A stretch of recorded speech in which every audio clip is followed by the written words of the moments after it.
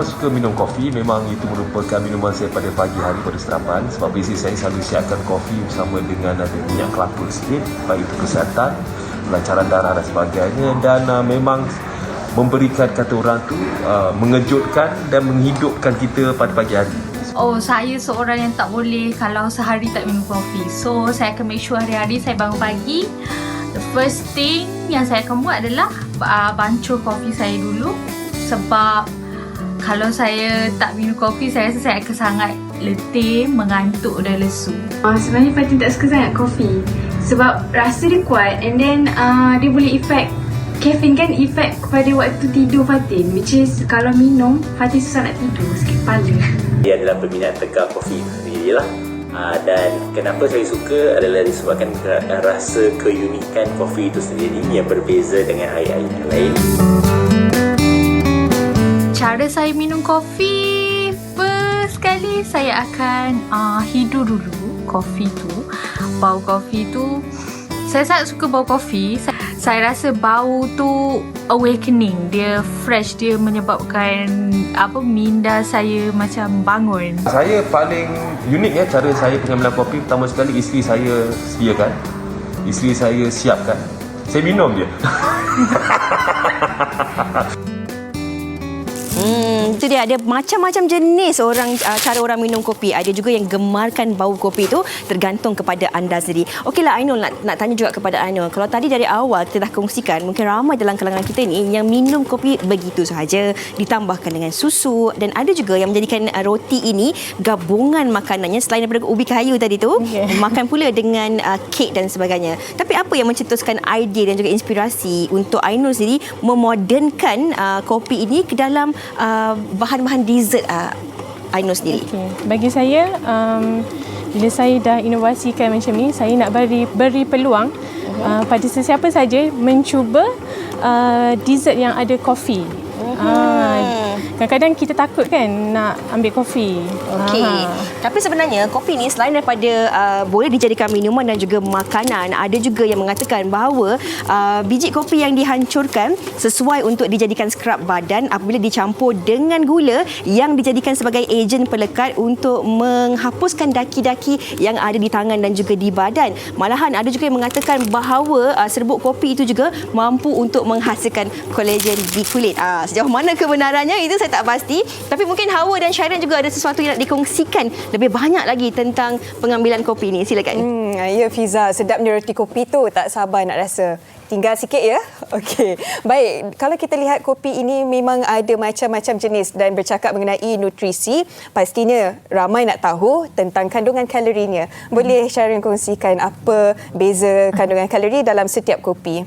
Alright, so bila kita cakap tentang jenis kopi, yang pertama I think dari segi coffee beans pun kita ada perbezaan, Robusta, Arabica dan Liberica.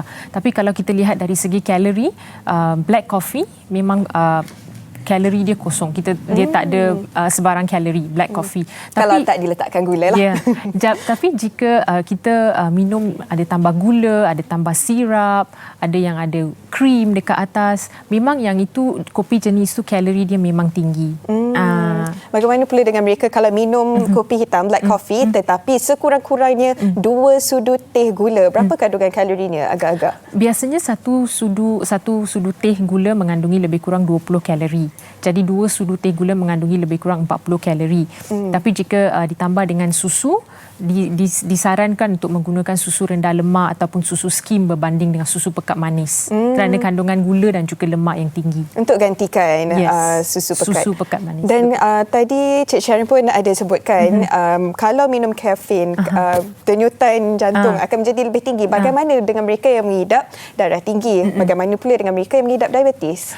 Jadi bagi mereka yang menghidap tekanan darah tinggi, sekiranya tekanan darah tinggi tidak terkawal, tidak disarankan untuk minum kopi secara berlebihan. Adakah disebabkan kandungan kafein tu? Ya, kandungan kafein boleh menyebabkan denyutan nadi menjadi laju, meningkatkan tekanan darah juga. Jadi sekiranya tekanan darah tinggi tidak terkawal, pengambilan kafein harus lebih terkawal. Dan kalau kita tengok tadi ramai sebenarnya penggemar kopi. Nak tanya pegawai dietetik kita hari ini minum kopi tak? Bukan penggemar kopi, lebih kepada penggemar teh. Okey, bercakap tentang teh. Macam mana beza kafein dalam kopi dan dalam teh? Kandungan kafein dalam teh kurang berbanding dalam kopi. Kandungan kafein dalam satu cawan teh adalah lebih kurang 40 hingga 50 miligram kafein. Sementara dalam kopi adalah lebih kurang 75 hingga 100 miligram. Okey, baik. Seperti yang dapat kita lihat di kaca TV, itu perbezaannya ya? Kafein. Okey, baik. Dan bagaimana pula dengan mereka yang tak sah kalau sehari tak minum kopi tetapi kadang-kadang terlalu berlebihan? Berapa cawan kopi maksimum seorang boleh ambil dalam sehari dan bila waktu yang paling sesuai? Jadi saranan pengambilan kopi dalam sehari adalah 1 hingga 2 cawan sehari.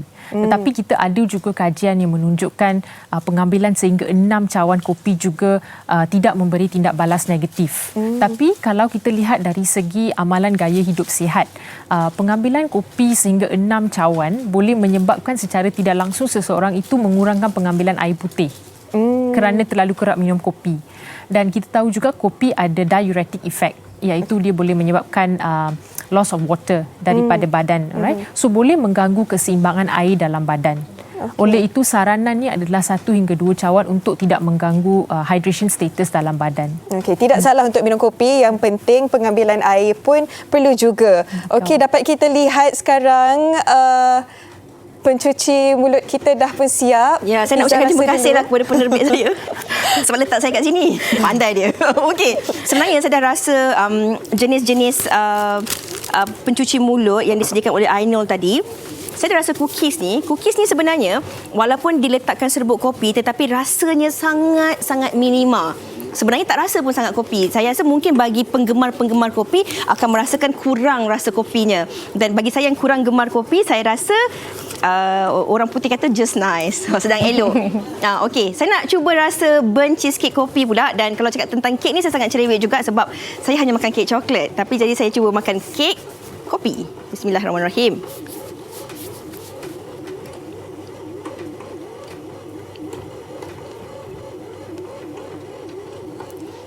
Rasa kek. Dia rasa kek ada kopi dan juga cheese dia yang lebih kuat. Yes. Tapi untuk penggemar-penggemar kopi mungkin akan gemarkan rasa burnt cheesecake kopi ni sebab rasa kopinya sedikit kuat berbanding daripada cookies tadi. Kalau boleh saya letak dekat sini Okey. Saya nak rasa roti pula Ainul. Boleh sambil-sambil tu Ainul juga mungkin boleh kongsikan juga kepada penonton selain daripada resipi coffee burnt cheesecake, ada cookies dan juga roti ni, apa lagi bahan-bahan ataupun jenis-jenis resipi lain yang disediakan oleh Ainul? Contoh salah satunya scone. Scone ni kita olahlah dengan kopi. Okey. Tart ni pie. Apple crumble coffee pie. And then juga cupcake. Okey, bagi penonton yang mungkin nak tahu, nak lihat dengan lebih lanjut, nak tengok resepi daripada Ainul, bagaimana caranya? Okey, boleh follow IG Momster Cake & Co. Dan FB jugalah. So kita akan update lah resepi-resepi. Okey, tadi kan saya dah rasa roti ni, sebenarnya roti ni pun sedap juga, lembut teksturnya sebab dia kena uli 3 jam baru siap roti ni. Tak rasa juga kopinya, tapi mungkin kopi tu lebih nak dilihat sebagai hiasan juga ya. Tekstur-tekstur yang ada di dalam roti ni apabila dah pun dipotong. Okey, kalau kita cakap tentang apple crumble coffee ni, dalam ni ada letak apa? Intinya ada letak memang inti kopi ke ataupun apple dicampur dengan kopi? Apple, cinnamon lah. Okey, so yang crumble ni, coffee crumble, kita mau tu untuk taste coffee. After taste tu lah. Yes. Jadi kalau macam ni kan, mungkin dah tak perlu minum dengan kopi. Sebab kita dah ada pencuci mulut kita yang berasaskan kopi. Minuman tu kita mungkin boleh tukar dengan air kosong ke, ataupun betul. Minuman yang kurang kafeinnya. Sebab kita juga harus tahu pengambilan kafein yang perlu untuk diri kita sehari bagi mengelakkan masalah-masalah yang berlaku. Okey, mungkin Sharon juga boleh kongsikan lah kan kepada penonton-penonton kita. Kalau kita nak tahu tahu tentang pengambilan kafein tu tadi. Walaupun kita pencinta, kita suka kopi ni, kadang-kadang ada orang kata I need my coffee fix every day. Wajib kena ada kopi. Tapi kita juga kena tahu juga, kadang-kadang faktor kesihatan kita mengikut umur kita juga akan berbeza-beza dan berubah. Kita 10 tahun dulu dengan 10 tahun akan datang tak sama. Jadi dari segi pengambilan tu juga sebenarnya adakah kaitannya dengan kemampuan diri, kesihatan dan juga faktor umur serta gender. Apa yang kita kena elak? Okey. Dari segi pengambilan kopi memang macam Fiza cakap, pengambilan tu kena ikut kemampuan sendiri. So memang itu nasihat dia. So ikut kepada kemampuan berapa yang kita boleh, berapa cawan yang boleh diambil dalam sehari, berapa cawan yang tidak mendatangkan kesan-kesan negatif, denyutan nadi yang laju, kegelisahan, gangguan tidur. Kerana ini juga tidur sesuatu yang penting, right? Jadi berapa cawan sehari yang boleh diambil itu ikut kemampuan diri sendiri.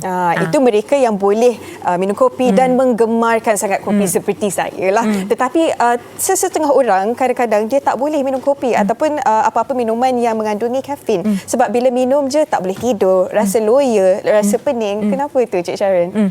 Jadi because kesan kafein pada badan macam kita bincangkan sebelum ni sangat berbeza antara individu. Ada yang memang tak boleh macam yang Hawa kata tadi, pengambilan kafein memang menyebabkan loya, muntah. Maksudnya orang tu memang pengambilan kafein dengan badan dia tidak sesuai. Jadi ada juga kawan-kawan saya yang pengambilan kafein awal pukul 12, pukul 1 pun malam tetap tak boleh tidur. Jadi ikut kemampuan badan masing-masing sebab kita faham badan sendiri. Jadi pengambilan kafein lihat secara individu. Ya, lain orang, lain badannya, lain penerimaannya. Baik, mungkin sedikit pesanan kepada semua penonton wanita hari ini yang mungkin gemarkan sangat kopi dan sedikit nasihat kepada mereka. Ambil itu boleh, tapi mungkin berpada-pada. Ya, betul. Jadi pengambilan kopi walaupun kita dah bincangkan kaya dengan antioksidan, tapi tidak bermakna bahawa pengambilan antioksidan daripada buah-buahan atau sayur-sayuran boleh dielakkan. Pengambilan antioksidan juga boleh didapatkan daripada buah-buahan dan sayur-sayuran. Kopi itu adalah beverage yang sampingan. Alright. Jadi bagi penggemar kopi boleh teruskan minum kopi dalam kuantiti yang bersesuaian dengan penerimaan badan, tapi yang tidak menggemar kopi tidak perlu untuk mula minum kopi hanya kerana terdapat beberapa jenis antioksidan. Dan juga bahan-bahan lain yang kita gunakan untuk bancuh kopi juga penting. Jadi pastikan kalau selepas ni nak pesan kopi atau bancuh kopi di rumah, penggunaan susu pekat manis, creamer digunakan dalam kuantiti yang berpada-pada. Kita juga ada pilihan lebih sihat, susu rendah lemak, susu skim dan juga kuantiti gula yang berpada-pada. Itu dia pesanan daripada Cik Sharon. Yang paling penting tahu kondisi badan anda dan makan dengan seimbang. Terima kasih Cik Sharon atas masa yang diluangkan. Silakan Fiza. Terima kasih Sharon. Sangat-sangat bermanfaat apa yang dikongsikan oleh Sharon itu, khususnya bagi anda penggemar kopi. Ingat tahu, kalau tak minat kopi tak payah nak mula minum kopi hari ini. Banyak lagi antioksidan kita boleh cari kat tempat lain. Okey, I know. Sekali lagi kalau boleh dikongsikan kepada penonton laman sesawang Instagram ataupun Facebook yang mana mungkin boleh penonton-penonton melihat hasil kreativiti dan juga karya-karya daripada Ainul sendiri. Okey, boleh follow IG Momster Cake & Co. Okey, Momster Cake & Co. Ada macam-macam di situ. Dapat anda saksikan, ada bukan saja resepi berasaskan kopi, tapi ada macam-macam lagi variasi kek, kuih-kuih dan pemanis mulut yang ada. Okey, terima kasih banyak-banyak kita ucapkan sekali lagi kepada kedua-dua tetamu kita, Sharon dan juga Ainul yang berkongsi resepi minum petang yang sempat mungkin anda lakukan untuk keluarga anda pada petang ini berasaskan kopi, ataupun kalau tak suka kopi, boleh diletakkan bahan-bahan lain. Yang paling penting sekali sesuai dengan kondisi kesihatan kita, insya-Allah. Okey, sambil-sambil saya terus nak menikmati hidangan apple crumble coffee ini, kita nak berehat dahulu. Kembali selepas ini di Wanita Hari Ini.